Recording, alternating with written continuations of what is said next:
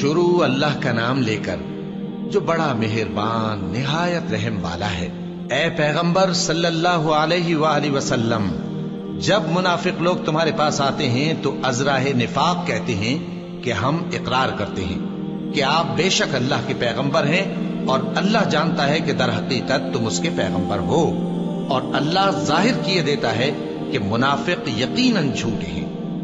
انہوں نے اپنی قسموں کو ڈھال بنا رکھا ہے اور ان کے ذریعے سے لوگوں کو اللہ کی راہ سے روک رہے ہیں۔ کچھ شک نہیں کہ جو کام یہ کرتے ہیں برے ہیں، یہ اس لیے کہ یہ پہلے تو ایمان لائے پھر کافر ہو گئے، تو ان کے دلوں پر مہر لگا دی گئی، سو اب یہ سمجھتے ہی نہیں۔ اور جب تم ان کے تناسب اعضاء کو دیکھتے ہو تو ان کے جسم تمہیں کیا ہی اچھے معلوم ہوتے ہیں، اور جب یہ گفتگو کرتے ہیں تو تم ان کی تقریر کو توجہ سے سنتے ہو، گویا لکڑیاں ہیں جو دیواروں سے لگائی گئی ہیں، بزدل ایسے کہ ہر زور کی آواز کو سمجھیں کہ ان پر بلا آئی۔ یہ تمہارے دشمن ہی ہیں، سو ان سے محتاط رہنا، اللہ ان کو ہلاک کرے، یہ کہاں بہکے پھرتے ہیں۔ اور جب ان سے کہا جائے کہ آؤ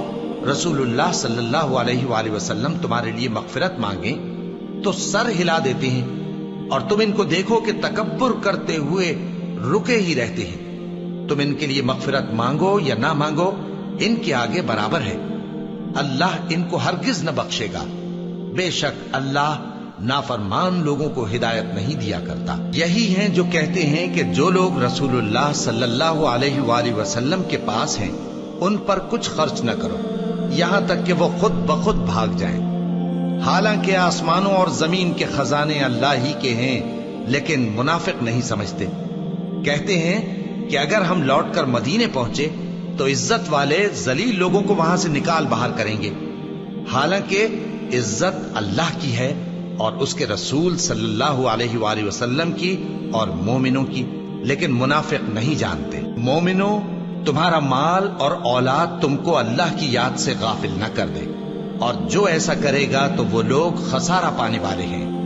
اور جو مال ہم نے تم کو دیا ہے اس میں سے اس وقت سے پیشتر خرچ کر لو کہ تم میں سے کسی کی موت آ جائے تو اس وقت کہنے لگے کہ اے میرے پروردگار، تو نے مجھے تھوڑی سی اور مہلت کیوں نہ دی تاکہ میں خیرات کر لیتا اور نیک لوگوں میں داخل ہو جاتا۔